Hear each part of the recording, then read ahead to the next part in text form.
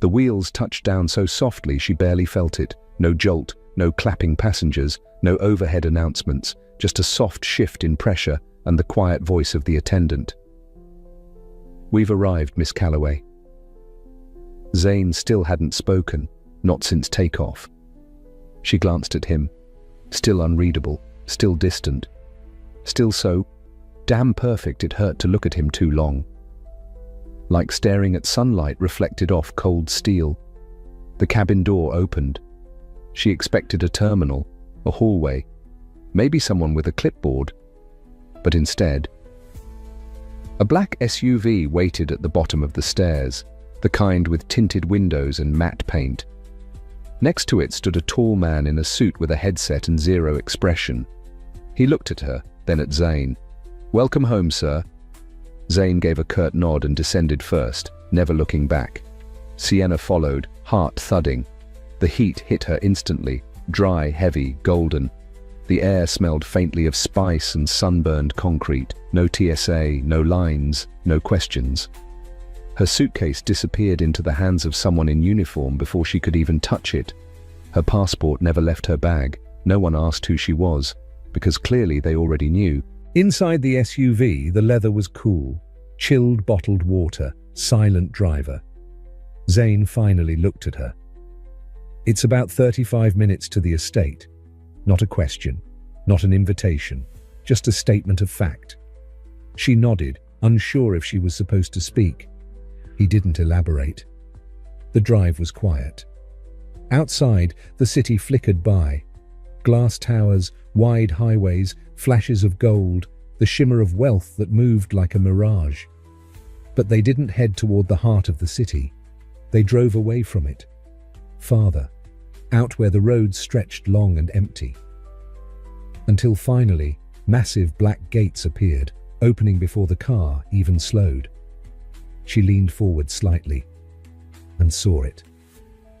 The Al-Fayed estate looked more like a palace than a home. Cream-colored stone, palm trees lining a private drive, water cascading down marble staircases, windows like cathedral glass, a private fountain in the shape of a lion's head spitting water into a gold-rimmed pool.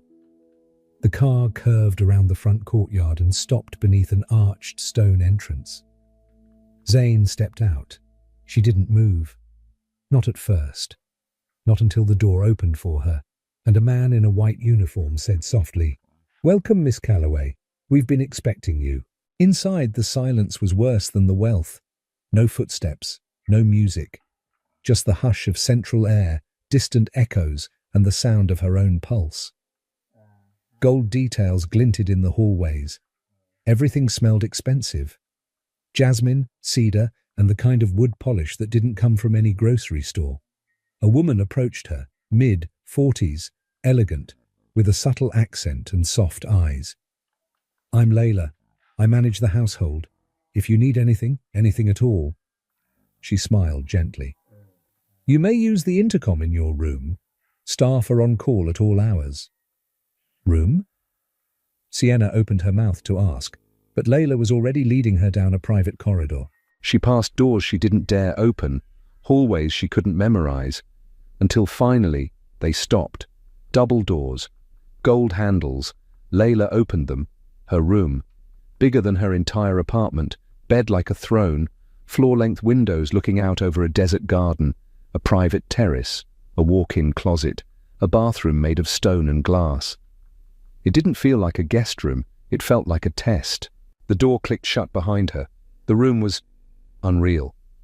Floor-to-ceiling windows framed the darkening desert, pale stone walls, silk bedding, a bed the size of a parking space, a walk-in closet filled with clothes she hadn't picked, but all in her size. Sienna didn't move for a full minute. Her suitcase was gone. She hadn't seen who took it, probably before she even stepped inside. Her name had been on the door, printed neatly on a gold-foiled welcome card, resting on the nightstand like this was a hotel, like she was expected, like she belonged. But she didn't. She crossed the room and stood at the window. The courtyard below glowed with amber lights. Somewhere, water moved, a fountain maybe, or something made to sound like peace. Her reflection looked back at her in the glass, bare-faced, quiet, lost. She tried to rest. Didn't work. The silence wasn't peaceful. It was too controlled, the kind of quiet that made her ears ring, the kind of quiet that felt like someone was listening. She stepped out onto the private terrace. The air was warmer out there, scented faintly with jasmine and fire. She wrapped her arms around herself. This was the kind of life most women would kill for. So why did she feel like she'd just stepped into a prison lined with silk? She was turning to go back inside when she saw him. Zane. He stood by the stone railing on the opposite end of the balcony, partially hidden by a tall potted palm.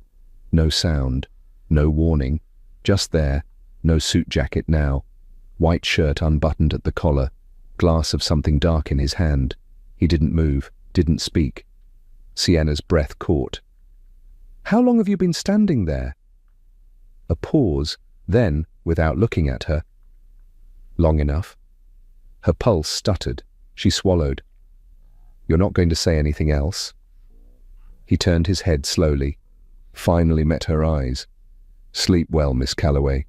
This house remembers everything." And then? He walked away. Sienna woke to sunlight spilling through tall windows, warm against linen sheets. For a moment she forgot where she was. Then she saw the closet full of designer dresses, the tray of untouched breakfast by the door, the silence.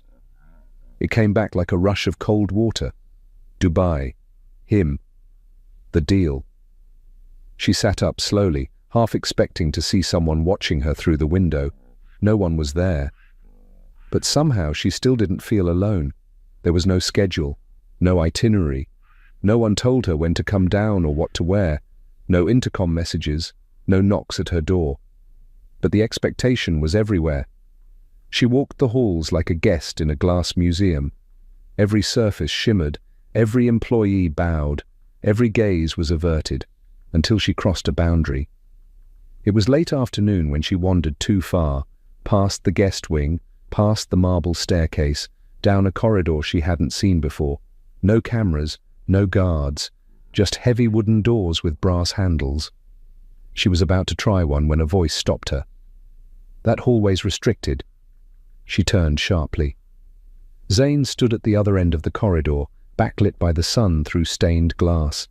No jacket, sleeves rolled, shirt untucked, but still in full control. He walked toward her slowly, hands in his pockets. "You didn't ask before leaving your room." Her throat tightened. "I didn't realize I needed permission to walk in your house." He tilted his head. "You don't." A pause. "But I like knowing where you are." There it was again. That calm, quiet control that sounded polite but felt like a leash. She crossed her arms. "What's down that hallway?" He stepped closer. "You're not ready for that part of the house." "Why?" He studied her face for a long time, then said, "Because the people I trust don't need to ask." She stared at him. "So this is a test?" "Every room is a test, Miss Calloway." Her chest rose slowly. "And what if I fail?" He smiled then, slow, cold, unreadable. "You won't." Then softer. "You're too careful. That's what makes you interesting." He turned to leave, but before disappearing down the corridor, he said over his shoulder, "Dinner is at 8. You'll find something appropriate in the closet. Don't make me send someone to get you."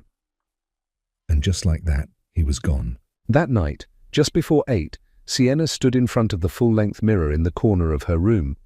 The closet hadn't been a closet. It was a boutique, rows of evening gowns, designer shoes, jewelry laid out like a showroom, all her size. She hadn't known what to pick. So she let the housekeeper suggest something subtle. Now, she was in a black silk slip dress that clung to her body in ways she wasn't used to. Her hair was down, lips painted, and even with all of it, she still didn't feel like she belonged. She stepped out into the hall. A butler was waiting for her. "Miss Calloway," he said with a slight bow. "This way." The walk to the dining room felt endless. High ceilings, gold-framed art. Quiet. She entered a room with a long table that could seat 20. Zane was already at the head. He didn't stand. didn't smile, just looked up from his glass of wine. "Sit," he said. Sienna sat. Two servers brought plates of food she didn't recognize. She cleared her throat. "You live here alone?" "Sometimes." "And the rest of the time?" He sipped his wine. "I don't explain myself to people I just met." She held his gaze. "But you do bring them halfway across the world." "I brought you, not people." The food steamed between them. She picked up her fork. "This smells incredible." He leaned back. "Eat, then talk." So she ate, slowly, aware of his eyes on her. When she finished, she set the fork down. "Okay, now talk." He refilled her wine glass. "This arrangement, there are rules." "You already said no feelings." "There are others." "Like?" He looked her over. "You don't leave the estate without me. You don't bring anyone into this house. You don't ask questions I'm not ready to answer." She blinked. "You make it sound like I'm being held hostage." Zane smiled, slow and sharp. "A very well-fed one." She pushed her chair back. "Is this dinner or a contract negotiation?" "Both." "And what do you get out of this?" He stood, walked around the table until he was behind her, leaned close. "Peace. Silence. No more pressure from my family. You solve a problem for me, and in return, you never struggle again." She turned to look at him. "And if I say no?" He paused, then quietly, "You won't." The morning sun poured through gauzy curtains that framed windows the size of garage doors.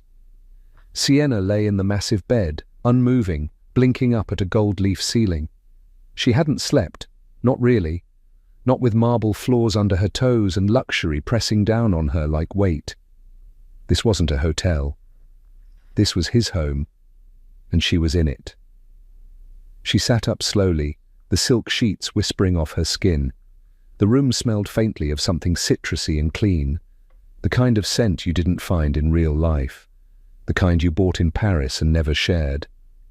Her bare feet touched the floor, cool as stone. She stood, wrapped the sheet around her and walked toward the closet. When she opened it, her breath caught. Sienna tilted her head. "Am I under arrest?" The woman didn't answer, just bowed again and disappeared down the hallway. Sienna sat at the head of the table, alone. A fork clinked against her plate. She picked at fruit that tasted too perfect, sipped orange juice that wasn't from a carton, and realized she was the only person in the house who didn't know what the hell was going on. She left the table and wandered, slowly, deliberately, through quiet sitting rooms, gardens with fountains, staircases that led nowhere. She tried one door, locked, another, locked. At the third, her hand paused on the handle. This one wasn't locked. Inside was a room that felt different, less curated, less for show. It was masculine, dark, personal. A desk, a decanter of untouched whiskey, a framed photo of Zane with a man she didn't recognize, and next to it, a photo face down. She picked it up. It was Zane and a woman, their faces close, his hand on her waist. But the woman's face had been scratched out, violently, like someone couldn't stand to see it anymore. Sienna put it back. Suddenly, the air felt thinner. She stepped back into the hallway and closed the door behind her, and that's when her phone buzzed. "Zane, I'll be home tonight. You'll be ready by 8. She stared at the message. No, hello. No, how are you? Just a command. And yet, her heart still skipped when she saw his name. She put the phone down and whispered to herself, "What the hell did I get myself into?" A knock came at the door, soft, polite, too polite. Sienna turned, barefoot in the middle of the massive bedroom, still holding the edge of a silk robe she hadn't asked for. The woman from earlier, the one who always appeared like she'd been summoned by thought alone, stood in the doorway. "Miss Calloway," she said gently. "His parents have arrived." Sienna blinked. "His what?" They'll be staying for dinner. A pause. You'll be expected at 7. The door clicked closed before she could ask a single question. An hour later, she stood in front of the mirror, fingers trembling around a zipper that refused to go up without a fight. The dress she'd found hanging on the closet door wasn't subtle. It was deep navy, backless, with a neckline that dipped just far enough to make her heart race. Not too revealing, but no accident either. It fit too perfectly, as if it had been chosen. For tonight. For this. Dinner with his parents, she whispered to her reflection. In a palace, after a fake engagement, to a man who could buy Manhattan with pocket change. Cool. Totally normal. She pulled her curls over one shoulder and gave up on fixing the last clasp at her back. If it hung open, it hung open. Let them wonder. The dining room was bigger than any she'd seen in New York.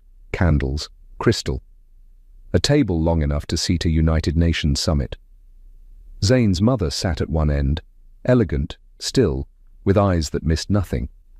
His father was already mid-sentence, gesturing with a glass of red wine. Zane stood as Sienna entered, but didn't move toward her. His expression was unreadable.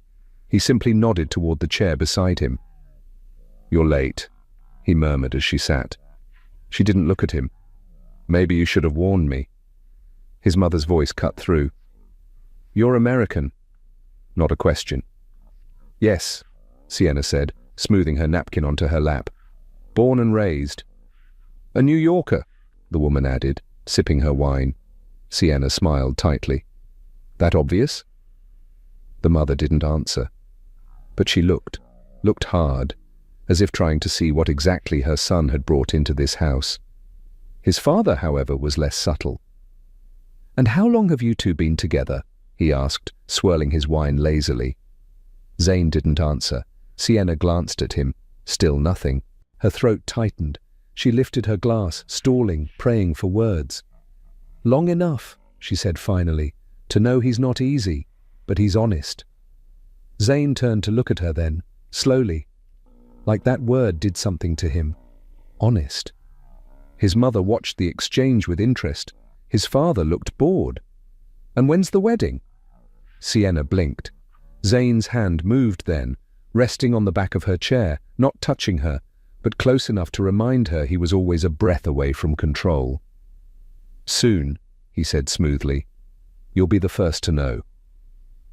After dinner, as the servants cleared the table and his parents retreated to their private wing, Sienna followed him into the hallway. "You didn't tell them," she said. "No." "You didn't tell me," she added, sharper now. Zane didn't turn. "Because I wanted to see how well you could lie." She stepped in front of him, blocking his path. "So this is still a game to you?" He looked down at her, calm, colder than before. "It's always been a game, Miss Calloway. A beat. The only question is how well you play it." He brushed past her, and she let him go. But behind her clenched jaw and perfect posture, something cracked. Tea with the Queen. The gardens smelled like jasmine and something sweet she couldn't name. Sienna sat beneath an awning in a pale silk robe she hadn't packed, staring into a porcelain cup of tea that had long gone cold. She wasn't sure how she'd ended up here. A maid had just brought her. "The lady prefers the morning air," the woman had said. Now she understood. She wasn't being offered a choice. She was being placed. For something. She looked up just as soft footsteps approached, heels clicking once, then muffled by the path. Zane's mother, Layla Al-Fayed. Impossibly graceful, dressed in muted cream and pearls. The kind of woman who didn't speak unless silence had already given permission. She didn't smile. "May I?" she asked, already sitting in the chair across from Sienna. Sienna nodded once, trying not to adjust her posture like a nervous schoolgirl. "You're very poised," Layla said, folding her hands on her lap. Most women would have broken under Khalid's stare by the appetizer. "I'm not most women," Sienna said, then regretted it instantly. But Layla only tilted her head. "No," she said softly. "You're not." They sat in silence for a moment. The wind moved through the ivy on the stone wall. Somewhere nearby, water flowed into a shallow koi pond. "Do you love him?" Sienna looked up sharply. "Excuse me." "My son," Layla said. "Do you love him?" A pause. "I think that's a very personal question." "So, is pretending to be his fiancée?" Sienna swallowed. Her mouth was suddenly dry. "He told you?" "No, he didn't have to." Layla took a slow sip of her tea.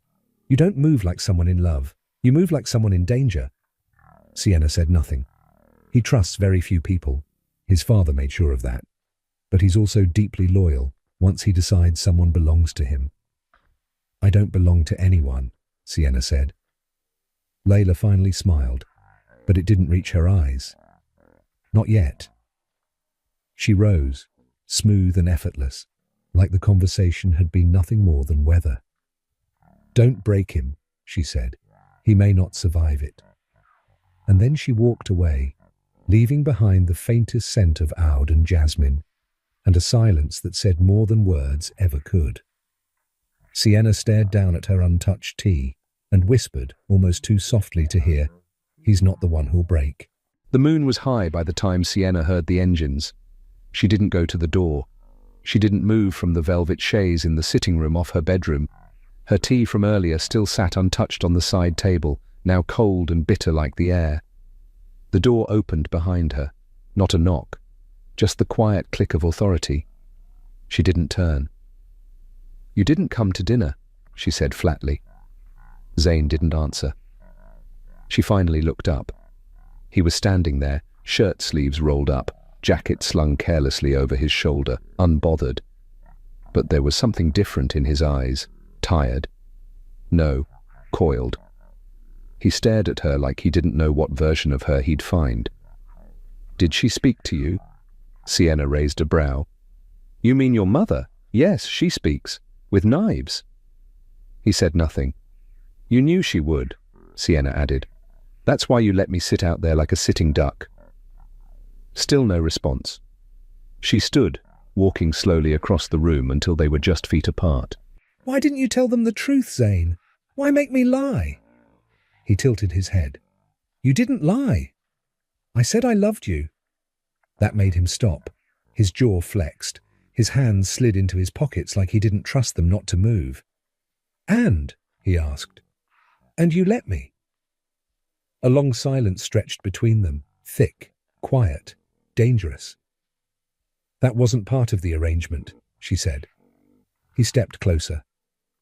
"Neither was walking into my father's house in that dress and making him wonder if I'm finally happy." "Are you?" she shot back. Another silence. Then, "No." Her breath caught. His voice had dropped, low, careful, real. "No," he repeated. "Because this was supposed to be simple. I give you freedom. You give me silence. We part ways untouched. And now?" He stared at her. "Now I'm starting to think I should have let you walk away that night." Her heart clenched. Not because he said it, because he didn't sound like he meant it, and worse, he sounded like he wished he did. Before she could answer, he turned, sharp, sudden, and walked out, his footsteps echoing down the marble hallway. This time, he didn't slam the door, but he didn't look back either. The estate had never felt quieter, and somehow that silence was heavier than shouting. Sienna stayed in her room most of the day. She declined breakfast, ignored the knock for lunch, and didn't ask anyone where Zane was. She needed distance, time to breathe, time to remember who she was before this. That version of her, the broke girl from Brooklyn with coffee stains on her apron and dreams stitched together with hope, felt far away, too far. So when Amira Zane's sister knocked and asked if she wanted to go out for a few hours, just the two of them, Sienna surprised herself by saying yes. They didn't go far, just to the city centre, shopping, iced drinks, laughter that didn't feel like performance. Amira was light, bold, and entirely uninterested in whatever darkness her brother swam in. She was her own storm. and it was nice to not feel like she was being studied. "Zayn's going to lose his mind," Amira said, flipping her sunglasses down as they stepped out of a store. "Why?" Sienna asked. "Because you're not where he left you, and he hates that." "He doesn't care." Amira grinned. "Then why did he call twice already?" By the time they returned to the estate, the sun was beginning to slide behind the glass towers of Dubai. Sienna stepped out of the sleek car Amira had borrowed and handed her shopping bag to the waiting staff. And that's when she saw him. Zayn. Standing on the marble steps in a black shirt, sleeves rolled, arms crossed, not saying a word, but his jaw set, his eyes locked on her like he could set fire without blinking. Amira waved breezily. "See? He missed you." She disappeared inside, leaving Sienna to face him alone. "You left without telling me," he said, voice low. "I didn't know I needed permission." "You do." That stopped her. "Is that how this works now? I get a closet full of gowns, and you get a tracking chip." He stepped closer. Too close. That scent again. Dark spice and sin. "I don't care what you do," he said, but his tone betrayed the words. "Really?" She tilted her head. "Because you're shaking." He looked down at his hands. They weren't shaking, but his control was. He turned away. "Next time you want something, ask, or don't go." She took a slow step toward him, her voice quiet but sharp. "You don't own me, Zayn." "No," he said, "but you signed yourself into my world, and in this world disappearing is dangerous." A long pause. "You were worried," she said softly. He looked over his shoulder, eyes darker than usual. "Don't flatter yourself." She didn't answer. She didn't need to, because he just had. The car was too quiet. Sienna sat beside Zayn in the back of the Rolls, her legs crossed, hands resting calmly on the small black clutch in her lap. She looked like sin in satin, flawless, expensive, untouchable. A midnight blue gown hugged her like it had been poured on, open at the back, delicate chains draped over one shoulder. And she wasn't nervous. That's what unsettled him the most. "You're quiet," he said. "You're used to women talking too much?" "I'm used to them shaking before events like this." She looked over at him, a smile playing on her lips. "You made me practice, remember?" "I made you rehearse an act. This?" He scanned her slowly. "This looks real." She didn't respond. Didn't need to. The silence was heavier than words. The gala was hosted at a private estate just outside the city, palatial, gold-lit, filled with oil barons, heiresses, and the kind of money that didn't ask for permission. The moment they entered, every eye turned, cameras didn't flash, but people noticed. They always noticed him, but tonight, they noticed her, and Zayn felt it like a blade under the collar. "Mr. Al-Fayed," someone said smoothly, "and this must be—" "My fiancé," Zayn said before she could open her mouth. The word landed louder than it should have. He didn't even look at her when he said it, but her heart jumped anyway. He left her at the bar, said he had to speak with someone, and that's when it happened. A man approached, handsome, confident, just the right amount of disrespectful. "You must be Zayn's fiancé," he said, sipping his champagne. "That's the rumor," Sienna replied, swirling her drink. "Interesting, because last I checked, Zayn doesn't believe in the institution of marriage." She smiled. "People change." "Not him." The man leaned in slightly. "Be careful, he plays chess with people, and you look like a queen piece." Zayn returned before she could answer. His hand slid around her waist, casual but firm. The other man smiled. "Zayn, always a pleasure." "Leave," Zayn said without smiling. "Touchy tonight." The man grinned. "Didn't mean to interrupt. She's just captivating." "She's not available for conversation," Zayn said, and just like that, the man walked off. Sienna turned to Zayn. "You were rude." He was worse. You could have let me handle it. I don't like games I didn't design. She stared at him, heart pounding. Are you jealous? He looked down at her, cold, controlled, but not convincing. You're playing the part too well, he said. Then he leaned down, his lips brushing her ear. Try not to make me kill someone tonight. And he walked away again, leaving her breathless, and no longer sure who was acting. The next morning, Sienna told him she wanted to go shopping. Zane barely looked up from his tablet. Take someone with you. I'll take a mirror. Fine. No argument. No controlling demand. Just a nod. But his jaw clenched for half a second before he turned back to his screen. The mall was unlike anything in New York. It wasn't loud. It was quiet. Expensive. The floors gleamed like water. Sienna wore white denim shorts, a silk button-down half-tucked, and sunglasses bigger than her mood. She didn't belong here, but today she looked like she did. She and Amira slipped into a boutique, designer everything, private fitting rooms, salesgirls who whispered.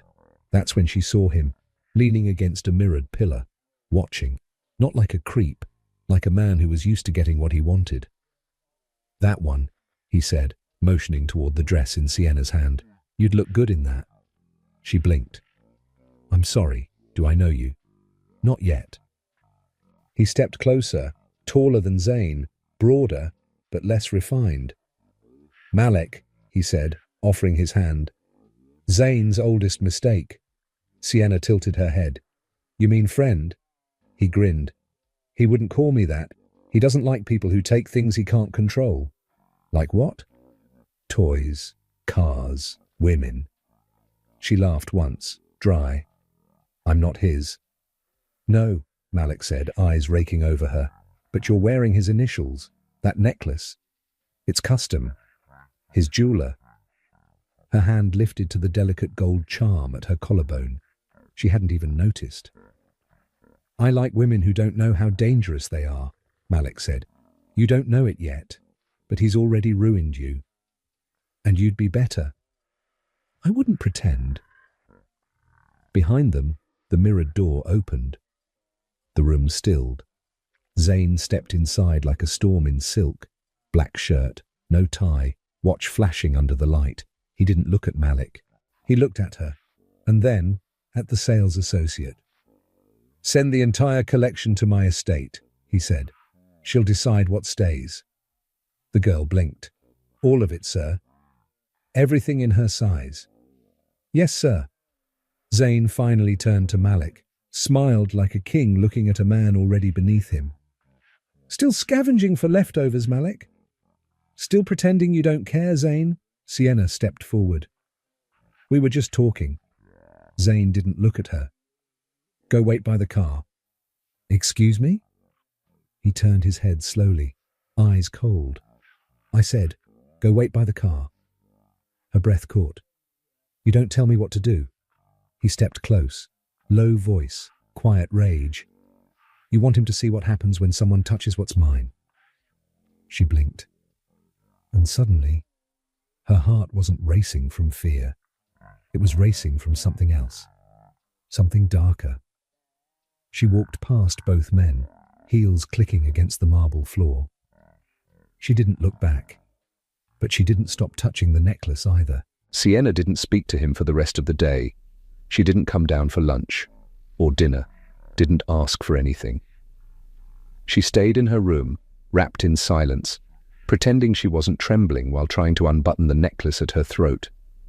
Zane's necklace. She couldn't get it off. The clasp was hidden, deliberate. It felt like a collar, like a mark. Night fell slow and heavy over the estate. Dubai's lights glittered in the distance like distant temptation. She stood barefoot on the cold marble floor of her balcony, arms crossed, watching the city blink below her. I don't belong here, she whispered, and for the first time since she got there, she thought maybe she should leave. The knock didn't come. He didn't ask for permission. He just walked in. Zane. His shirt was black again, always black, always sharp, like the threat he never said out loud. She didn't turn. "Do you always treat women like that?" she asked. "Which part?" "All of it." A beat. "No," he said. "Just the ones who let men like Malek stand too close." She turned now, slowly. Her eyes didn't hold fear. They held something worse, disappointment. "I didn't let him stand too close. I stood still. You walked in and exploded. You were smiling. So? You don't smile at men like him." She took a step toward him, her voice low. "You don't get to control my mouth." He stepped closer. "You're wearing my name around your neck. I didn't ask for it. You didn't take it off." That shut her up, because she had tried, and failed. "Zane," she said, quieter now, "say what you came here to say." He stared at her like a man trying not to say everything. Then finally, "You're making me feel things I don't have names for, and I don't know if I want to kiss you or lock you in this room so no one else can look at you again." Her breath caught. "That's not love." "I never said it was." A long silence. "Then what is it?" He stepped even closer, close enough to feel the heat off his skin. His voice dropped to almost nothing. "It's obsession. It's hunger. It's control. It's rage. And I hate it." She swallowed. "And what happens when it becomes love?" He didn't answer, because that's what scared him most. Zane didn't speak to her the next day. Not one word, not a glance. The silence wasn't new, but this one felt personal, intentional, like he was punishing her for exposing the one thing he couldn't name. She ate breakfast alone, walked the gardens. The staff gave her soft looks and polite nods, but they didn't ask questions. No one ever asked questions here. They just waited for orders. By late afternoon, she stood in the middle of the guest suite, his suite, now hers, and stared at the open closet. Dresses, shoes, luxury draped on hangers, all things he gave her, all things she could never take back. She picked up her phone, stared at it. Danny's name sat at the top of her message screen. She hadn't texted her in days. Weeks? She typed one word. "Still have that one-way ticket?" Then she stared at the screen and didn't hit send. Later, she found herself on one of the estate's quiet terraces overlooking the water. The sun dipped low, painting the sky in amber and gilt. Amira appeared beside her like a shadow. No announcement, no small talk. Just a breath and a sip from her drink before saying, "You scare him." Sienna didn't look away from the horizon. "Good." Amira smiled, but it didn't last long. "My brother was different before you." A pause. "And that should scare you." Sienna's throat tightened. "Why?" "Because when Zane changes, things don't just shift, they snap." She turned toward Amira slowly. "Are you warning me?" "No," she said. "I'm telling you, if you don't leave now, one of you is going to break." Sienna blinked. "And if I already am?" Amira didn't answer. She just placed her drink down and walked away. That night, the estate was full of sound again, dinner being prepared, staff moving quickly, voices, plates, orders, but no one called her, no one asked her to join him, no knock came. So she sat by the window in silence, in a simple robe, her fingers slowly turning the gold necklace still locked around her neck. Zane had put it there, claimed her with it. She had never asked for it, and yet she couldn't take it off. In another part of the house, Zane sat in his private lounge, drink in hand, staring out into the dark glass. The whiskey was untouched. He hadn't seen her all day. She hadn't come to him. She hadn't begged for answers or cornered him with questions like most women would. She was doing what no one had ever done, giving him space, and it was killing him. He rubbed his thumb over the rim of his glass. He couldn't decide what hurt more, that she hadn't walked away, or that he wanted her to, before he did something that would ruin her forever. It started with the chef. He found her in the kitchen, at the far counter, chopping vegetables, no silk gown, no staff trailing behind her, just an oversized white shirt, no shoes, and her hair tied up messily like she used to wear it back in New York. "Miss Calloway," he stammered, you don't have to." "I know," she said simply.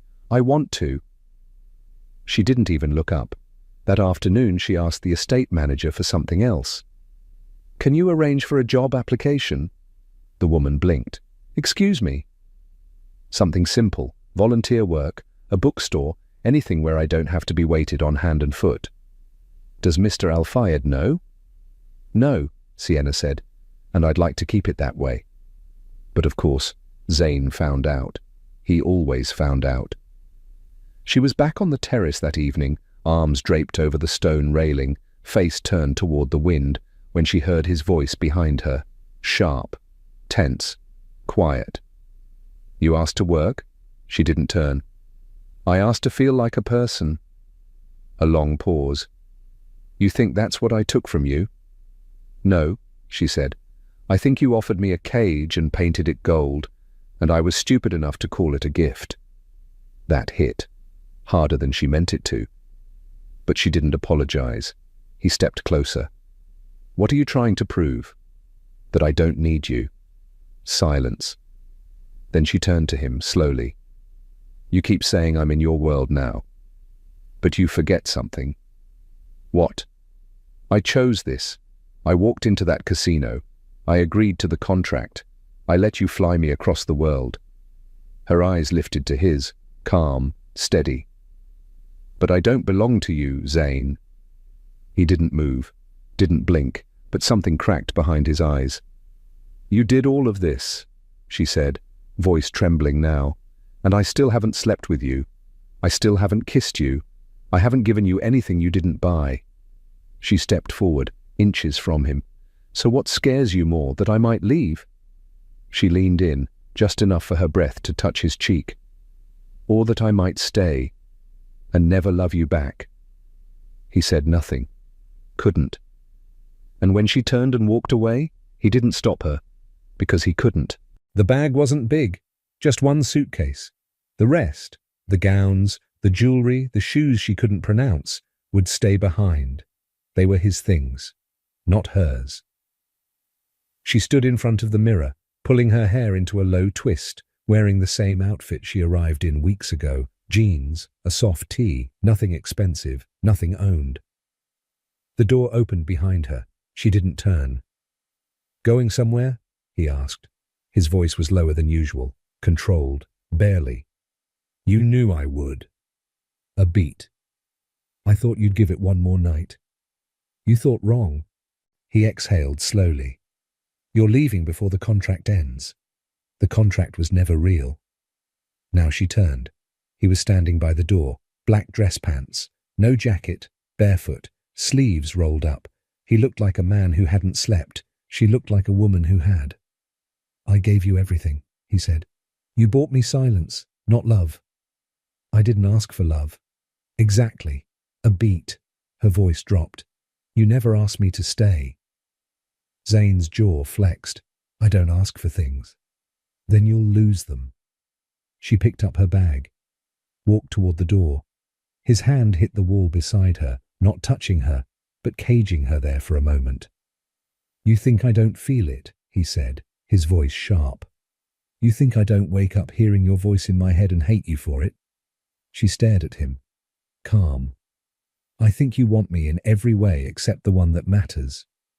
"And what's that?" "Free." Silence. Then she leaned up, kissed his cheek, soft. It was the first time her lips had touched any part of him, and she did it like a goodbye. "If you want me," she whispered, "ask for me."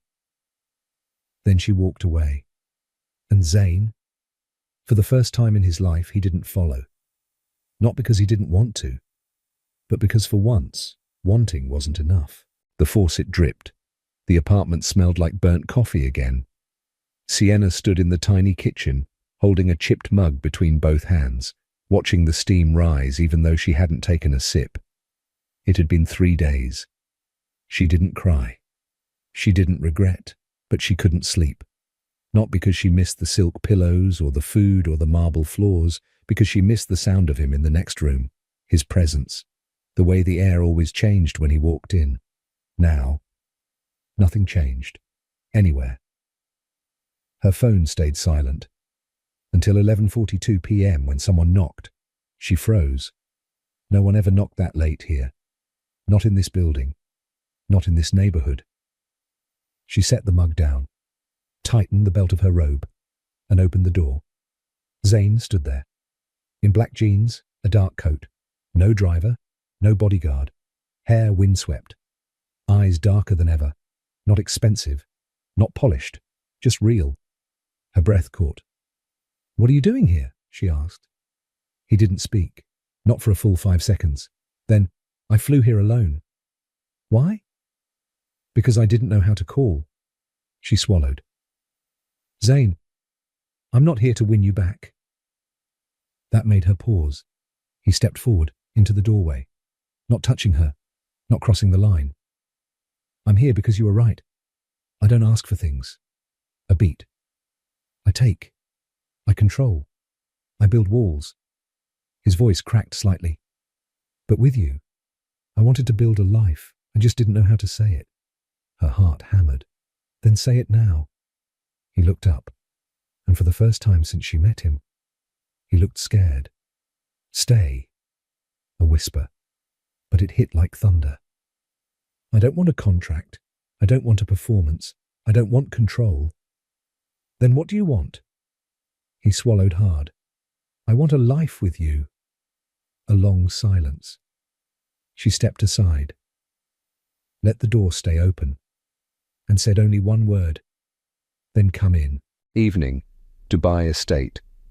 The living room glows soft with recessed lights and flickers from the TV. A soccer match plays, but neither of them is paying attention anymore. They're laughing, barefoot, unfiltered. She's curled at the far end of the couch. Zane's reclined in the center, one arm behind his head, half-buttoned shirt open at his chest. The moment is casual, until it isn't. She shifts to stretch out and rolls halfway on top of him, not dramatic, just messy. Her leg slides across his lap, their chests touch, and suddenly it's him and her, no game, no noise, no world, just breathing, just heat. Their faces are too close. He doesn't pull back. She doesn't move. He brushes a hand up her side. Eyes locked on hers. Something darker flickers there, something hungry. He kisses her, soft, unrushed, like he has all night, like he's been dying for this. She melts into it, her hand on his chest, fingers tangling in the fabric of his shirt. Then his hand slips lower, a touch beneath her waist. Her back arches slightly, but not from lust, from conflict. "Zane," she breathes. He stops, just barely, eyes heavy, still close, still wanting. "Tell me to stop," he whispers. Silence. Her hand lifts to his chest, flat, soft. She pushes gently. "I'm not ready." "Okay," he says, voice low, ragged. But then, "Can I tell you something?" she says, before she loses the nerve. He watches her, still, focused. "Yeah." She swallows. Then, "I've never done this." "Tonight?" he asks, confused. She shakes her head. "I mean ever. With anyone." His body stills. His eyes sharpen, not with judgment but realization. "You're saying, I've never had sex, Zane, never been with anyone, never even kissed someone like I meant it." Her breath catches. "I was too busy surviving, working, hoping. I didn't have time to fall apart for some guy in a Starbucks apron. And then I met you." "And now?" he asks, voice hoarse. She nods slowly. "Now I'm falling apart anyway.